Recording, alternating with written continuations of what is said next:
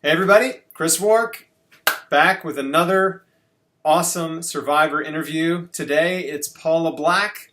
21 years ago, Paula was diagnosed with breast cancer. Doctors gave her 3 to 6 months to live if she didn't do conventional treatment, which was surgery, chemo, and radiation. But Paula researched and learned some things and made a decision to radically change her life, her diet, everything. And guess what happened? She's still alive 21 years later. She got well. And she wrote a book called Life, Cancer, and God. She is actually a real estate agent and directed a miniseries called Winning Over Cancer. And and she's inspired a lot of people. I'm really excited to interview her and share her story with you. Some of you may know her already, but either way, hi, Paula. Hi, Chris. It's great to be with you today. Great to have you. I'm so excited to hear more details about your story and, of course, share those details with whoever is watching or listening. So let's dive in. What happened? Okay. Well, I was 45 at the time. Very, very busy, always very busy, workaholic, really. And thought I was healthy, athletic, outgoing, busy, felt good. And I had a lump in my breast that got larger and larger. And I'd had a lot of benign cysts. So I didn't really take it too seriously for quite a long time. And then I started realizing there was something more to this, but I didn't want to deal with it. I didn't have time to deal with it. So I waited and waited way too long. And finally, I got into the doctor for a mammogram, and it was a whirlwind from there on. Was scheduled for a lumpectomy right away. So once I went into the hospital, did the lumpectomy, I was told I had aggressive cancer, and that if I didn't do everything that they recommended, which was aggressive chemo, radiation, more surgery, then I would probably not live more than 3 or 6 months. So were they doing were they doing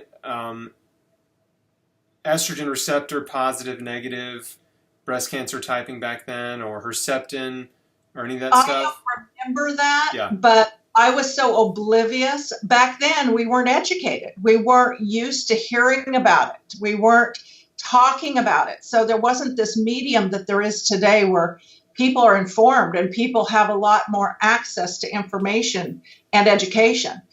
I was pretty much an isolated island. There was no internet. So it was just, you hear that information and you have one resource, the doctor. And yeah. so, and wait, so 21 years ago was late 90s, right? 99? 97, sorry, yeah. Don't ask me to do math. 97. And I was diagnosed in 2003 and really, changed my life in 2004. And the internet wasn't helpful to me then either. Yeah, it was a long time before that was a real resource. So hearing I had cancer, fortunately, I was married to a guy who had been the only survivor of an airplane crash and was told he'd never walk again. And he learned how to study, research, think right, do the right things to get well. So he was partnering with me to say, we can do this. We can figure this out. Well, let's learn what cancer is. Let's learn how you got it. Let's learn how we can defeat it. That's incredible. So I was really blessed. Yeah, wow. I mean, that's just so awesome. So, once I had this diagnosis and I was scheduled for a lumpectomy and told it was so bad, I was immediately scheduled for another surgery where they were going to do radical mastectomy and then put me into chemo. Well, I immediately started researching with my husband at the library. We spent hours every day at the library learning what we could from journals and from books and articles and everything we could find. So we were searching. And the more we learned, the more shocked we were about what we were learning. And what did you learn at that time? Like, what were some of the things you found at the library? Now, I mean, people are too lazy to even click around on the internet. I mean, you're in the library, like, using the Dewey Decimal System and whatnot. It's true. It's true. Well, we were learning how, what cancer is, abnormal cells that are growing faster than our body can get rid of them. That's the 101 definition of cancer. And learning how those form, what causes those to form. There's various things which you talk about a lot. The lack of dehydration is a serious one. Lack of nutrients, lack of oxygen in the cells, stress, what that does to our body and changes the DNA of the cells. I mean, there's so many toxins we're exposed to, and the lack of sleep. I mean, I was a classic case waiting for cancer. I had no idea. I thought people got zapped with cancer. It was just a unlucky draw that I was going to get cancer. Right, just like a lightning bolt. Yeah, but it's not. It's so predictable. Yeah. And that was one of the things that was beginning to uncover itself, but I'm still early in my research. So in no time, I was back in the hospital with another surgery, but I had set up a reconstructive surgeon. I was going to have to do a double mastectomy. I had checked and called a lot of women who had had cancer before me, breast cancer. And I had talked to these women and said, what do you like that you did? What do you wish you'd have done different? What would you change if you could do it over again? So I was trying to gather a lot of information. So I knew I had one chance to make the right choices. So in talking to these women, I was really being educated on things they wished they'd have done different, things they were glad they did. Of these 5 women who were ahead of me in the game of breast cancer, they were all still alive. Most of them were considered in remission at this point.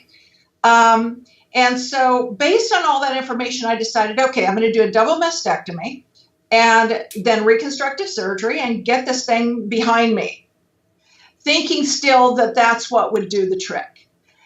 And so I'm back in the hospital for the reconstructive surgeon is there. My surgeon's there. I'm going through the typical process that the medical system puts you on. Here I go down the conveyor belt. And oh my gosh, I have to insert here that faith is a big part of my life. I believe in God. I believe in the Bible. Me too. And I can't tell my story without including that because that was the guiding force in my journey. And before I got in for the second surgery, I was really praying, God, you have a plan for me. I believe that you want me well because that's what your word teaches. I believe you want to see me get through this victoriously because that's what your word says.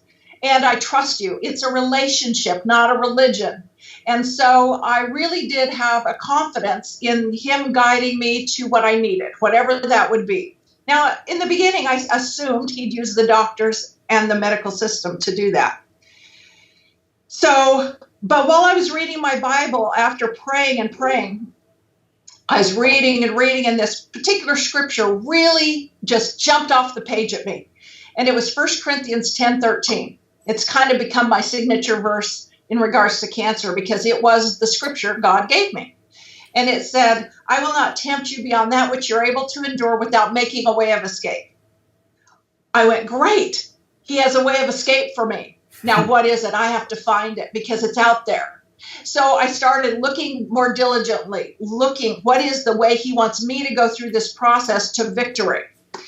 So I was still assuming it was the doctors, but I'm back in the hospital now, and I'm in the second surgery, and they're going to do all this radical mastectomy and reconstruction. And next thing I know, I'm being slapped on the face and told to wake up, and the surgery's been aborted. I had a really bad staph infection from the lumpectomy. So now I'm on hold for 30 days. And now I have to be on antibiotics and wait. And of course, I had the mindset back then that, oh no, cancer's growing in my body. I can't get it out. I have 30 days to sit and let this grow. Well, now I realize it's been growing for 2 years or more, probably. And that isn't an issue. And I was thinking incorrectly because that's not what the problem was.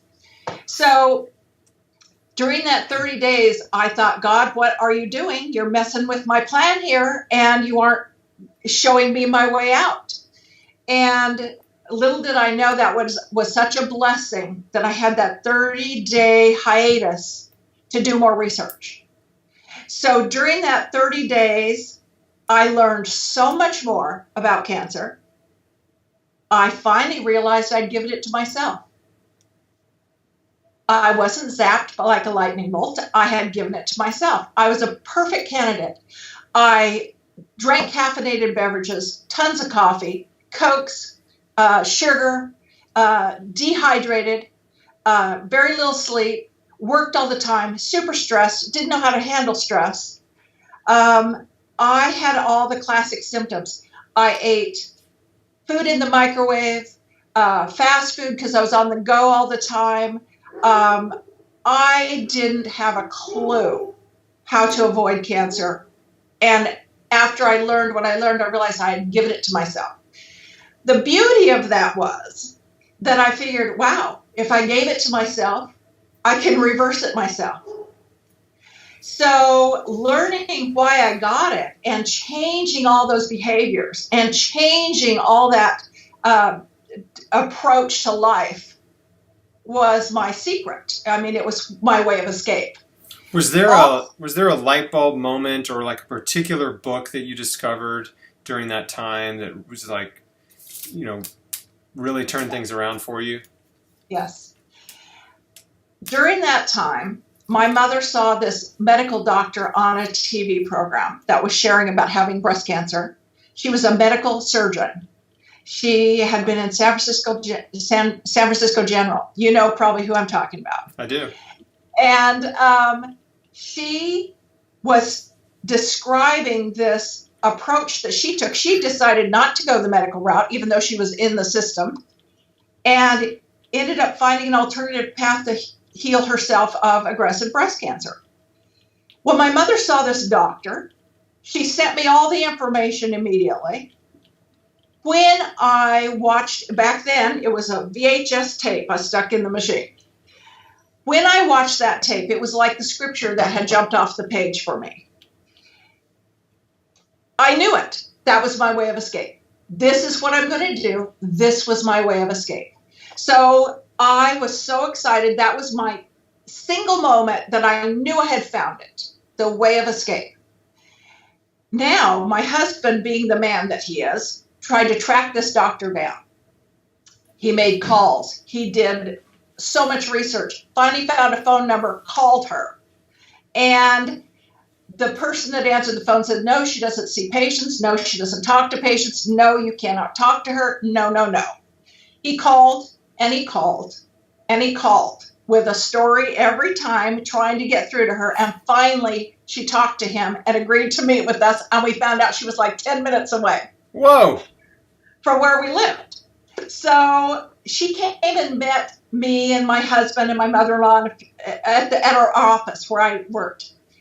And I gave her all my medical reports, and I talked to her, and she was the one that really pulled it all together for me. She told me how sick I was, but she explained that, cancer is a systemic disease. It is all through my body. It's not the tumor. The tumor isn't the cancer. It's just a symptom of the cancer. So that was we spent 4 hours together. Bless her heart, she just gave that to me. And changed my life because I was committed to the path that I then took to follow her lead. And I still didn't know a lot or understand a lot of the details. I still had so much to learn, but I just did what she did. I did exactly what she told me to do. And in doing that, I got well. It took about 12 months. But I didn't cheat. I was so diligent. I did carrot juice all day long. I took green barley. I drank good pure water.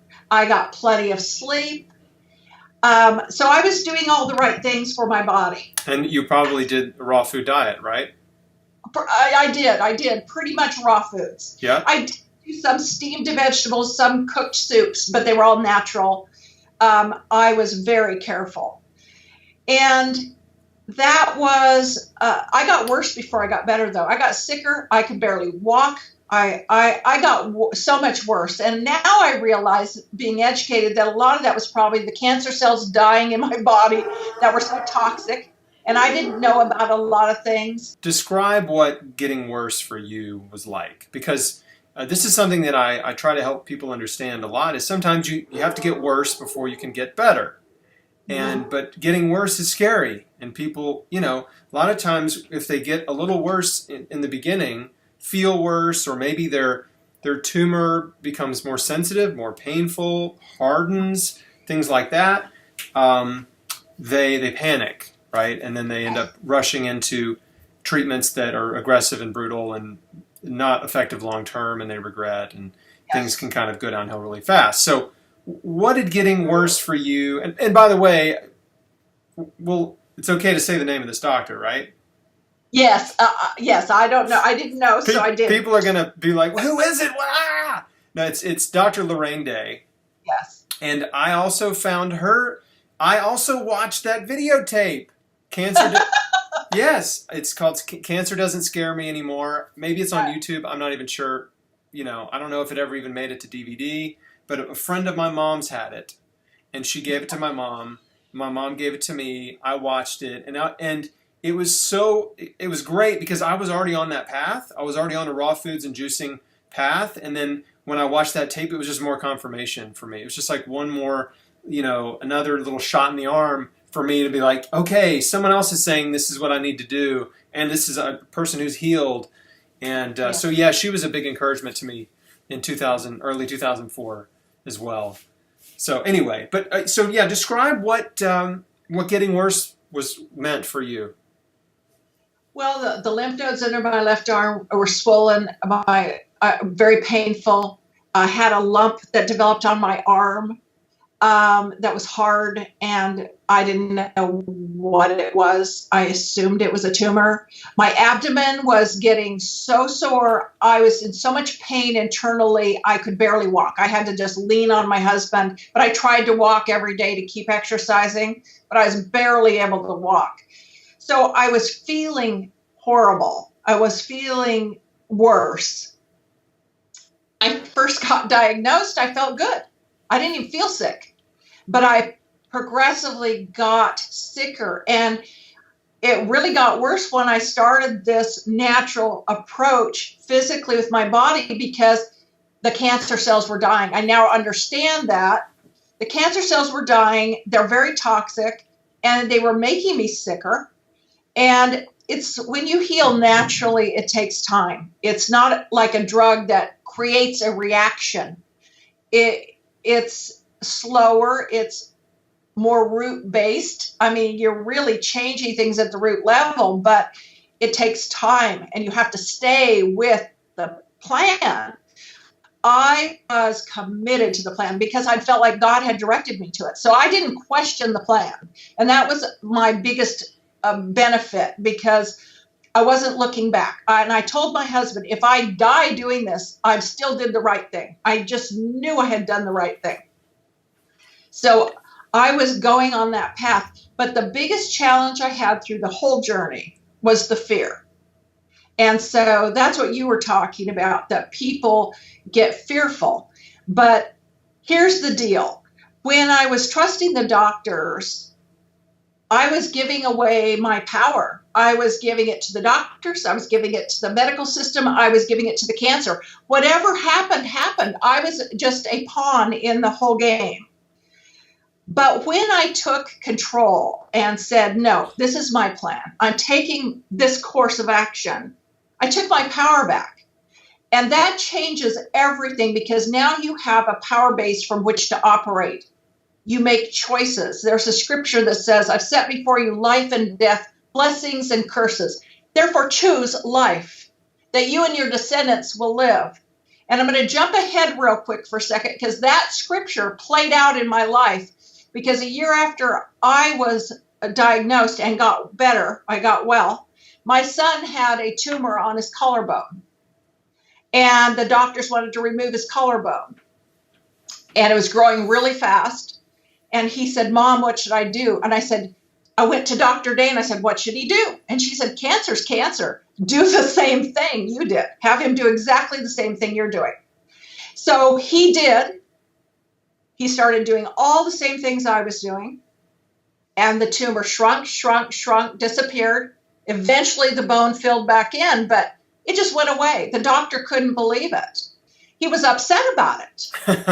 It's so shocking that he got well. The doctor's mad. Yeah, it cost him something. That was a lost revenue opportunity. Exactly. But that's where I made the right choice. And chose life, and my son benefited from that. So That's he made the amazing. same choice and was well. I love that so much. That is, how long did it take you how much time passed before you turned a corner, right?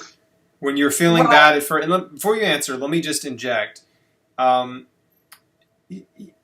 you adopt a hardcore nutrition protocol, raw foods, juicing, life change, right? There's a bunch of things that happen. One is you're detoxifying. Two is you're suffering from food and addiction withdrawal, which makes you feel bad, withdrawing from sugar and caffeine and a diet that's really high in protein and fat.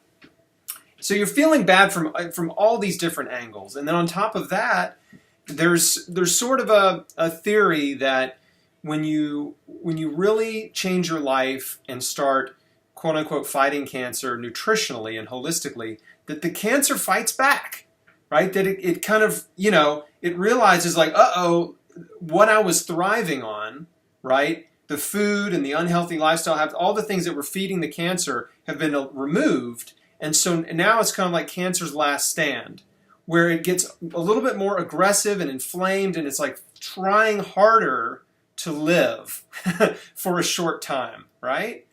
And, That's true. It makes a lot of sense to me, and it might give some people a little bit of an epiphany on like, okay, this was what's like the cancer's fighting back right now. It's okay. You just have to stay the course. That's right. So anyway, in this time in your life, how much, when did you turn a corner and get your confidence back up? I wish I could have journaled it more clearly, but it was several months. It was probably about 6 months. Yeah. Before I was feeling better, feeling good again, looking better. Your whole body transforms. And I stayed on that plan for about 12 months total. And by the end of that, I felt better than I'd ever felt. I just felt great. It was 6 months after that, so 18 months after I was diagnosed, that I went back in and had a full body scan. And of course, there was nothing, and there was not a trace of any cancer in my body. An interesting note, even though I never saw my doctor again, because I canceled everything, never went back.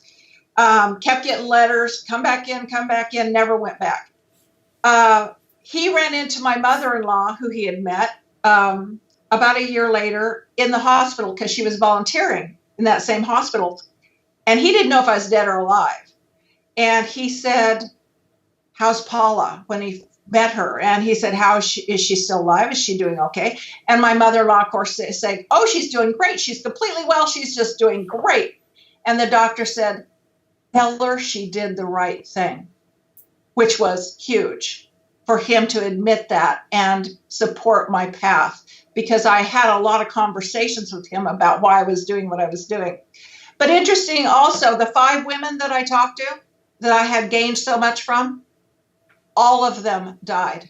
They all died of cancer. They all got it back again. One of them was brain, another one was lungs. And they all had it come back. And they all died, but they were all going the natural, not the natural, but the medical system way.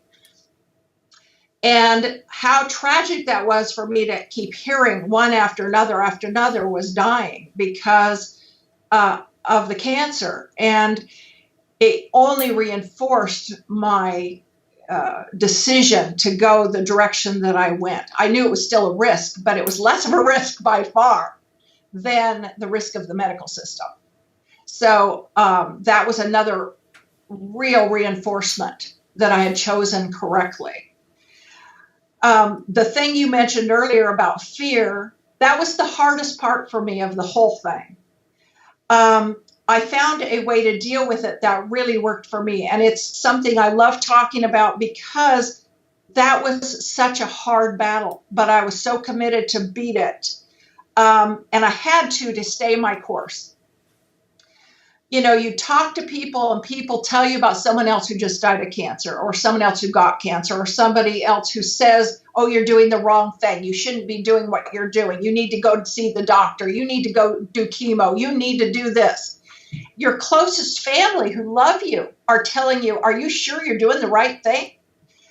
That instills a lot of fear at all those moments. And sometimes it's just feeling something in your body that creates, oh, is the cancer spreading? Oh, is it here now? Oh, am I getting worse?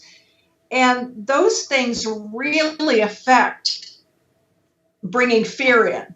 And it comes in like a freight train.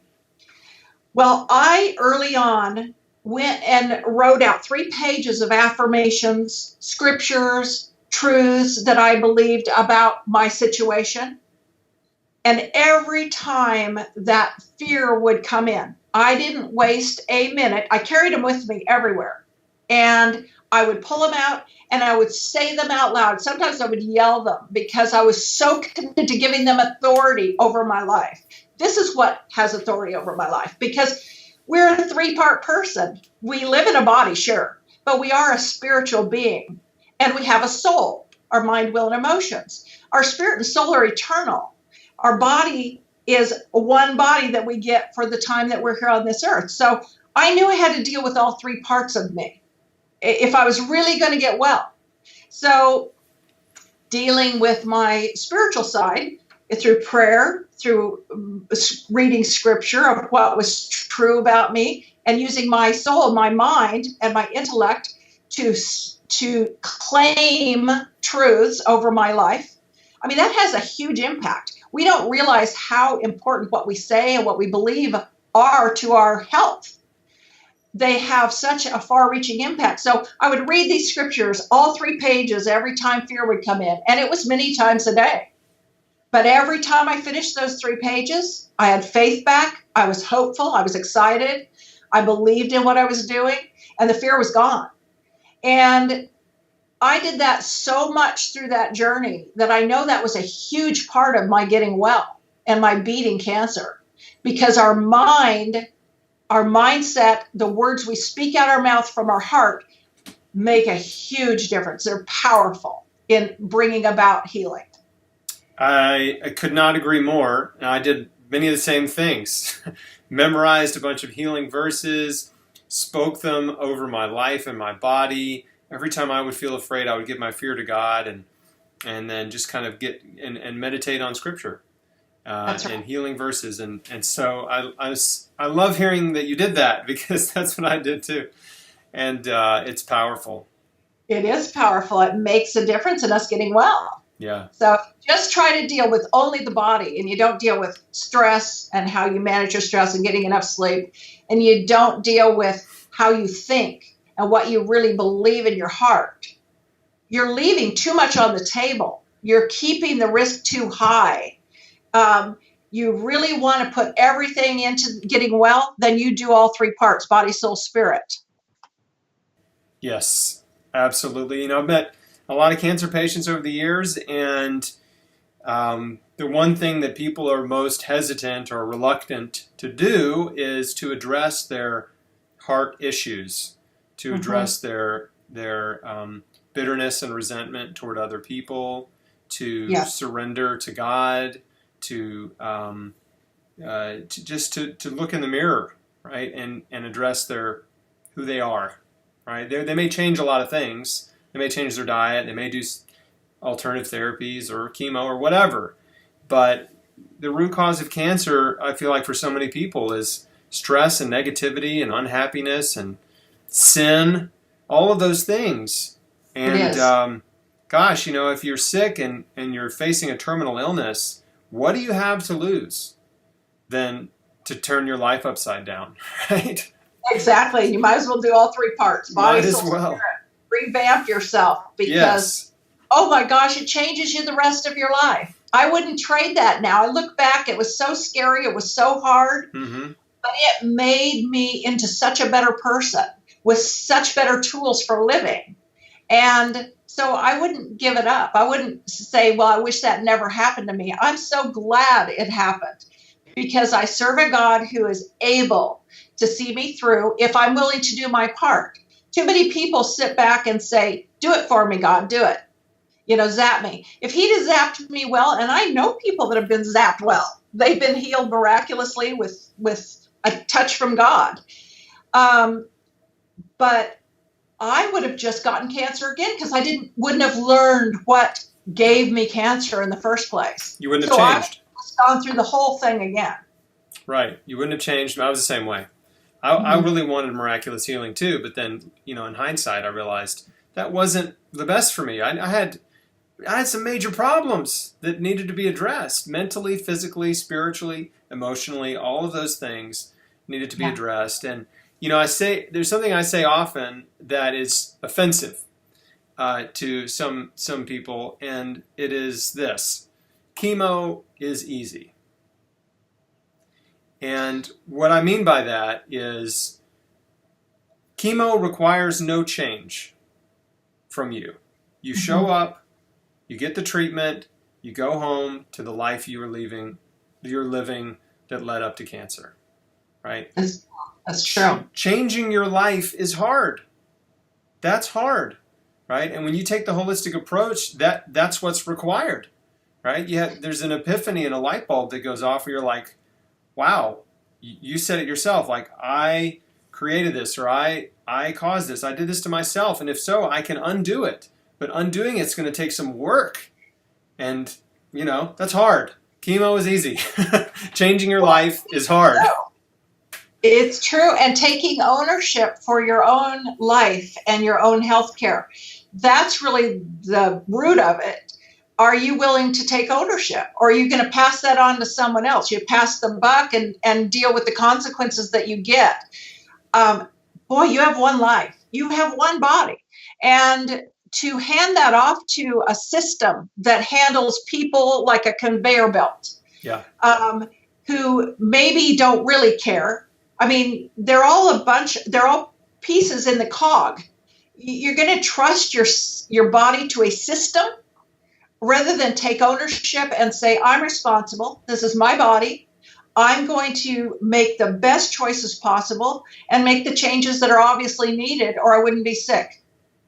So, not to say, hey, you're at fault, you're to blame. We are all victims of the society we live in. And until something happens to wake us up, we don't pay attention to the water getting warmer and warmer, like the frog is in the kettle and getting hotter and hotter, and eventually cooks because it gets so gradual. And that's the system that we're in. We're in a system that is progressively getting more toxic, more detrimental to us physically, health-wise, emotionally, spiritually. And if we don't say, wait, I'm going to change course, I'm going to pull back and go in a new direction that's better for me, then we get what we get. We just sit there and cook until it's too late. And you can't tip your hat at this. You can't. A lot of people I talk to, they want to tip their hat at it. They want to start taking more vitamins and supplements. They maybe eat more vegetables, drink more water, do carrot juice now and then, but they don't want to do this aggressively.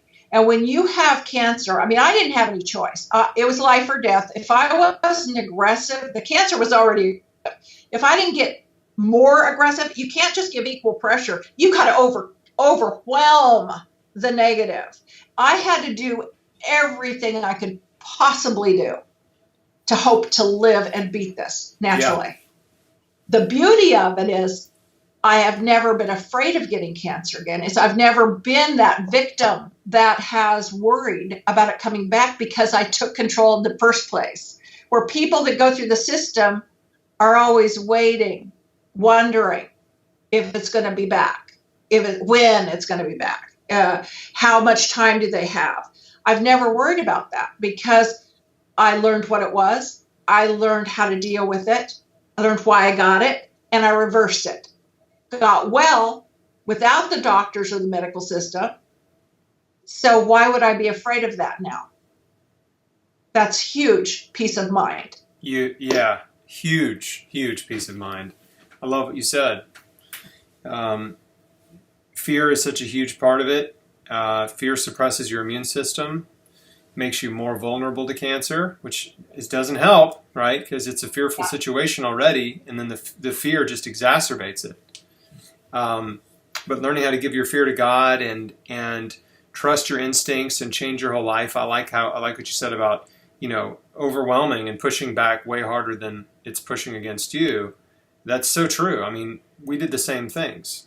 We were influenced by the same people, tons of raw food, juicing, total life change, right? Mm-hmm. Everything I could find and afford, I did. I left no stone unturned because, that's the key. Because otherwise, it's like, some people will put their head in the sand and hope for the best. They might try a few things, right? Well, I'll take some vitamins, like you said, or I'll eat some more broccoli or whatever, right? But that is not the attitude of success. That's right. And I say this often: massive action produces massive results. That's right. And you have to take massive action. The minimal action is going to produce minimal to no results. So there's no point in taking a multivitamin. It's like throwing a drop of water on a raging fire. Yeah. It's just not enough. It's not enough. Well, your story's so amazing. I love it so much. And now tell me what you do now. So you have a website. I do, winningovercancer.org. Mm-hmm. And I do some cancer coaching. I do some teaching. I do some videos. I need to do better. You do great. You have such a great consistency. I'm doing so many things that it's hard for me to be as consistent as I'd like to be. And I really take the body, soul, spirit approach. I really teach on all three of those areas. So does my husband. But we are such advocates of that because it's biblical. It's sound. It's what works. So you don't argue with what works. It's the truth. You may not like the truth, but that is the truth. And by tapping into the truth, you're empowered to change things, to be victorious. And so, it's a very fulfilling thing. It's very sad to see people who don't embrace it and run with the truth. But for whatever their particular baggage is or their hindrances are, they don't. And it's sad, but I do, you help who you can help, certain people come to you and some of them are very willing to do the work and to do what's necessary and make the changes, and others aren't. And you just help who you can help. And some people say, well, you're doing a lot for not a lot of results, but you get enough results. They go, yeah, they did it and they have the results. When you do the work, you get the results. So it's just really a matter of putting the truth out there and seeing who picks it up and runs with it. And those are the ones that get the results. Well, the people that are inclined to watch this or listen to it are also people inclined to get results, which is encouraging. So you're speaking to the right audience right now. But I understand and sympathize with you more than you could ever know, because there are some people. Another thing I find myself saying all the time is, especially when it's a conversation with someone like yourself, is some people don't want your help. They just want your attention. That's true. Right? So they act like they want your help, right? And they take your time and energy, but then they don't do anything. They don't change, right? It's like the person that you give good advice to and they don't take it, right? And so that's frustrating, and I had to learn over time how to identify people. There's some red flags, and how to identify the kind of people that really didn't want my help. They just wanted my attention. And then once Yeah. I learned how to focus on the people that really wanted my help, and then I saw them get better, then it was like, oh man, okay, this Yeah. is what it's about. Uh-huh. That's right. And there's only a small percentage of people that even understand what we're talking about, right? That's true. It's just there's a very, I don't know what the percentage is, but it's very small. It's a very small percentage of cancer patients that are willing to change their whole life, that are willing to listen to their instincts and intuition, willing to say no to things that they really feel like they should say no to, but everybody is telling them to say yes. And Yeah, you have to go upstream. You go Yeah. against the current. yeah, sometimes people have that instinct in the beginning and they walk away in the beginning. Sometimes they have to go through round after round of therapies before they have the wake-up call and they realize this isn't working. I got to do something else. What else is out there? That's most of the people that I talk to. They've done all the things the medical system gives them, and when they've been told there's nothing more we can do for you. Right. Then they come and see me. Yeah. And it's harder then. oh, it's so hard then. It is so hard because they have just abused their immune system so badly. They're barely functioning. And one of the things I learned early on, which hopefully your listeners are learning this because you're teaching it, I had to quickly at the very beginning of my journey say, I'm not a victim. Right. I will not be a victim. This is not my cancer. I never referred to it as my cancer. I didn't own it. And I would not be a victim. And it was hard at the beginning, especially when people would find out I had cancer. They'd want to call and say, oh, I'm so sorry. Don't feel sorry. It's fine. I'm going to be fine. I'm going to get through this. Don't feel that way. It's good. And I would end up trying to encourage them because I knew that it was deadly to become a victim. It was deadly to own the cancer. It was deadly to put myself on the submissive side of this disease. So I, from the beginning, said, God says I'm the healed. Jesus stripes, I am healed. It's already done. So I am healed. So the fact may be true that there may be cancer in my body. Of course, we now know everybody has cancer cells in their body all the time. It just mine was out of control because my immune system wasn't working. So the goal was getting my immune system working again. But I totally took responsibility 100% for getting well and knew that God would lead me to every truth I needed. But it was a partnership. I couldn't say, fix me. I had to take what he had given me, which was all the truths that I needed, and run with those and be an overcomer, not a victim. And that doesn't happen just naturally. We aren't that way. We love the attention. We are emotionally, we like people taking care of us. We like people to feel bad for us and bring us gifts and cards and call us and see how we're doing. And boy, that's a trap that I refused to walk into. And I shut that door right at the beginning. And I want to encourage people when I talk to them to say, if you start taking sympathy now, where are you going to draw the line? You aren't a victim here. Why are you taking sympathy? Why are you letting people coddle you? You have to be tough here. You step up, be a warrior, and own your health. Own it. Because this isn't your cancer. This cancer is trying to encroach into your body and you're telling it no. So how strong are you going to tell it no? So, you have to really own who you are and that you are the healed, not the sick. And it's all up here in the mind. You have to start right there. The battle starts in your mind. You got to win the battle of the mind. Right? That's right. That's right. Oh, I just love everything you said. You're so right. And it's just great. It's great to hear it come out of somebody else's mouth. You're preaching all the time. And you have someone who believes exactly what you believe. Yes. And I applaud you for doing what you're doing because it's a ministry that is making a difference. It's saving lives and it's helping people learn the truth. And that's what brings about change and victory is the truth. The truth sets you free. Yeah. And it's not the information or the knowledge or the facts. It's the truth. And a lot of times the knowledge and the facts are different than the truth. So we have to really be cautious to know that we're finding the truth and not just listening to information that somebody says is correct.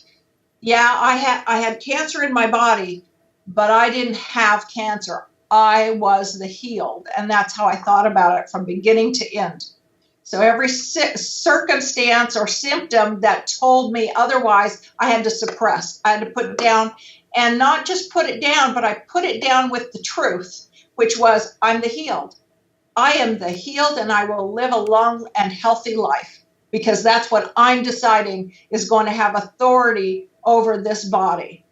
And that works. There's a power in that. The spoken word is a powerful tool that we have to express authority over our lives. And to speak life over yourself every day, oh my gosh, what a habit going through cancer gave me, to speak health and life every day over me. Long life. I mean, God says, with long life, I'll satisfy you and show you my salvation. But if we don't get in agreement with that, we don't experience it. We have to get in agreement to have those blessings. Yeah. He doesn't force them on us. We have to partnership for those. That's right. So, life and death are in the power of the tongue. That's right. Yeah, that's right. It's true. And I would speak that. I mean, I'm healed, I'm healthy, I'm well. I mean, that's just what I was saying over and over. I was thinking it. I was speaking out of my mouth every day. It was my confession, right? That was what I meditated on. It's what I spoke over my life and my health and my body. And it was what this is where I put my faith. Yes. Right? It's where I put my faith is in healing. And, the Bible also says, that obviously a proverb most people have heard is, as a man thinketh, so he is, right? And as you think, you become your thoughts. As what you think about yourself is who you become. Many of us beat ourselves up, right? And we're, because of the way we think about ourselves, we become the person that we actually don't want to be. And I had to change my thoughts because I was negative, critical, insecure, jealous, envious, bitter, resentful, judgmental, like all of those things, right? And I'm not Mr. Perfect now, but I can say I'm better than I was. And that's awesome. But I had to be honest with myself. I had to, be honest, like, oh man, like I'm a mess. I'm mentally, emotionally, I'm a mess. And I was a believer then, too, but I still just no one had ever taught me how to address my thought life. Yes. And how, the Bible even says, take every thought captive. Yes. Right? Which I understood, but, about catching your thoughts and not letting your thoughts and emotions control you. And the fact that you can control your emotions and you can choose your thoughts. Like, I'd heard those things and they made sense to me, but I was never forced to put them into practice until cancer. Yeah, and that takes work. You have to learn how to do that. You have to learn that discipline. Once you learn it, you've learned it. Then you can do it pretty easily. But building that habit is so important. And yes, what we believe in our heart and speak with our mouth, it establishes what is true in our life. And when we have unforgiveness, we all get hurt throughout life. We get betrayed, we get hurt, we get wronged. Everybody has those things. But when we harbor unforgiveness, that creates a stress in our body physiologically. And stress physiologically releases toxic stress hormones. Those deplete our immune system. We need our immune system to fight the cancer. So, when God says forgive those that have wronged you, he doesn't do that to let them off the hook. He does it to get us, give us freedom to live. He's doing it for our benefit. It's not for their benefit. It's for our benefit, because harboring unforgiveness and anger at someone is toxic, literally physiologically, to our bodies. He's trying to keep us well and healthy. But if we don't get in agreement with that, then we literally can create disease in our body because we have chosen not to forgive. And so, boy, I have to keep telling people, forgive, forgive, forgive. Get rid of the anger. Get rid of those things because they're toxic to your body. And it's not about letting someone off the hook. It's about you living and being well. Absolutely. So, Gosh, I say that all the time too.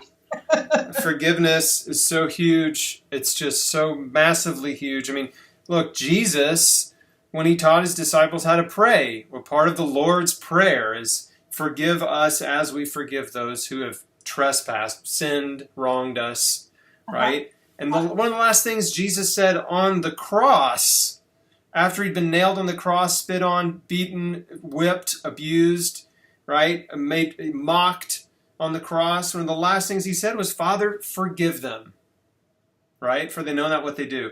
So, I mean, look. What an example. Yeah, I mean, hey. Wow. I don't think it's talked about enough about what a huge emphasis Jesus put on forgiveness. Oh, huge. I mean, huge. The last thing he said on the cross, almost. The last thing was, I give you my spirit, but, the next to last thing. Pretty important. One of only a few things he said on the cross. Yep. It's good. Wow. Well, I'm so excited. Thank you, Paula, for your time. You're just a wellspring of wisdom and life and joy, and I'm so happy we got to take the time. We found the time to do this. I'm excited to read the comments and see the response that we get from your interview. And get ready. People are going to be coming at you pretty. That's great. Hey, I want to say in the back of the book, Life, Cancer, and God, I wrote all the affirmations that I use. So they're in one of the appendixes. Another one is all the things I did to get well. So I put everything in that book to give people handles of what they can do to get well. So I want to encourage people, if you don't buy the book, get affirmations, put together your own. There's plenty on the internet. Find godly, truthful affirmations that you can speak over your life several times a day. It makes a world of difference. Is your book on Amazon? Yes, it is. Okay, good. Yeah, we'll link to the book. I'll link to your site. For those of you listening on the podcast, we'll put in the show notes. Obviously, if you're watching this on YouTube, there's a link to the show notes on the blog. If you're watching on the blog, obviously it'll be right below the video. So, yes, I want to make sure we direct people to your book. I haven't read it, but I have no doubt it's fantastic, just based on everything you've just said. So I'm excited. And yes, people buy it. And I'm going to buy myself a copy too. So great. Everybody, thanks again for watching. Please share this video. This is life-saving information, life-changing, life-saving information. And there are people in your life that need it. They may need it now. They may need it in the future. But please help us get this message out that cancer does not have to be a death sentence, that the body created it, the body can heal it, and you have so much power over your health, your life, your health, and your future. And Paula Black, you are awesome. Thank you. Oh, it's been a pleasure, Chris. Keep up the great work. You're doing such a good job. Yes, ma'am. I'm not planning on quitting anytime soon. Thanks. Thanks again. See you, everybody.